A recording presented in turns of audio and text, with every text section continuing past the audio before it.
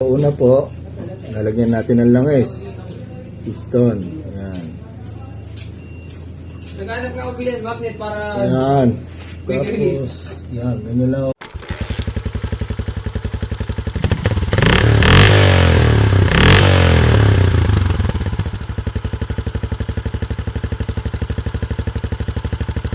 Mga kaparikoy, i-tutorial ko po sa inyo kung paano mag-top overhaul ng Raider 150. Yan po, tutorial ko po sa inyo. Unang gagawin po natin, kakabit po natin yung piston. Yan po, una po, lalagyan natin ng langis. Piston. Yan. Naghanap ka bilhin magnet para Yan. quick release. Tapos, yan, ganyan lang ang pagkabit. Magnet.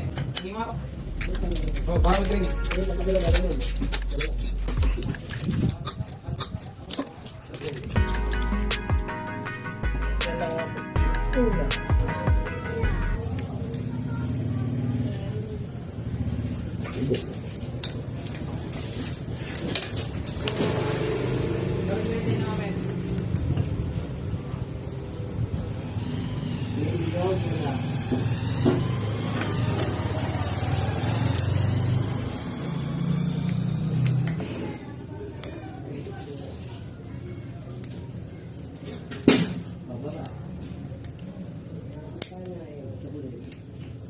Yan, ganyan lang po.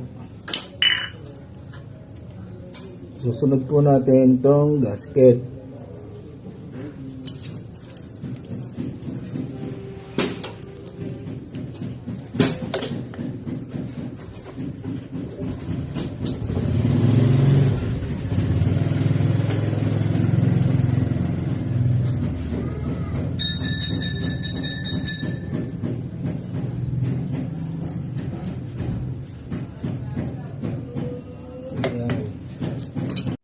Ayan po.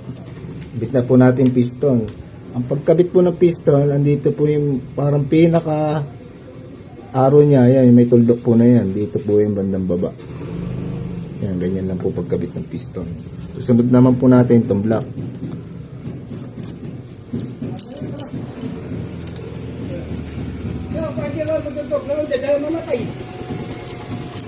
Ano ginagawa pa? Dahil lang. Yan.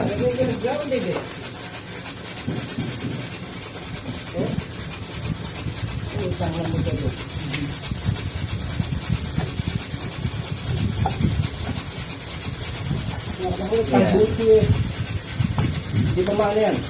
Hindi naman. Patay yun eh. Yun.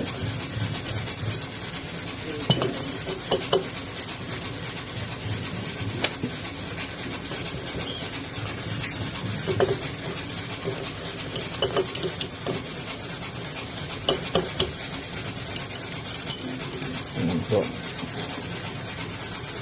Ayan. Susunod naman po natin ito cylinder head gasket. Okay.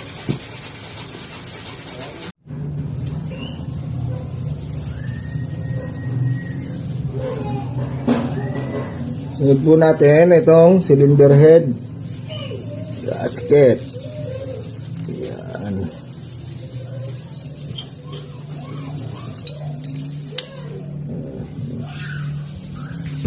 Ito na po, susunod ang head.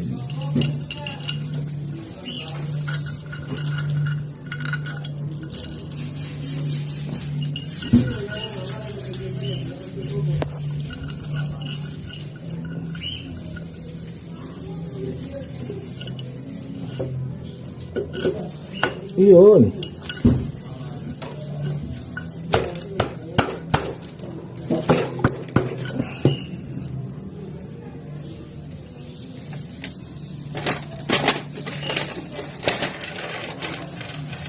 Sunod po ang chain guide.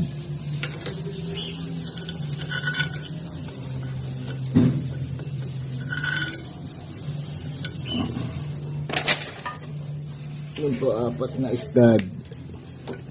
Yan, 4 na stud.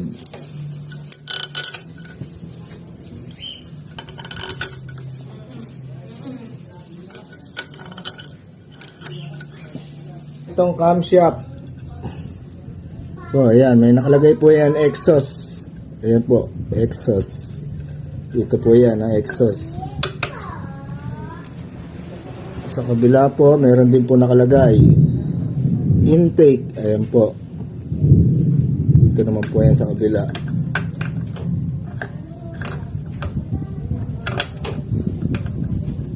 Ayan.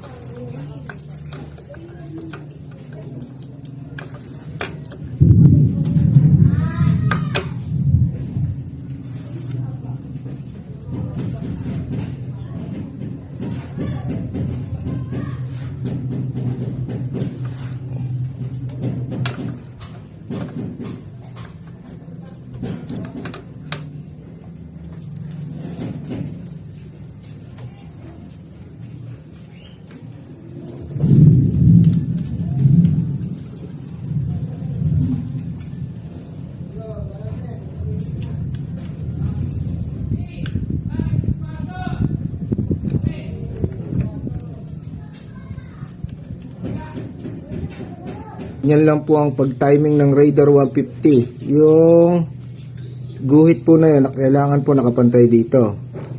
Ganon din po sa kabila. Ayan pong guhit po na yan. Nakapantay din po dito. Tapos nakatap po yan dito sa magneto. May makikita po kayo dyan letter T. Kailangan po nakatapat po yan sa butas. Ayan.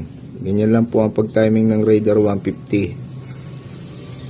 Yan po, pagkatapos po niyan yung mga cover naman po ng camshaft. Kung nakasulat naman po dyan, may intake. Dito po yan, meron po nakasulat niyan.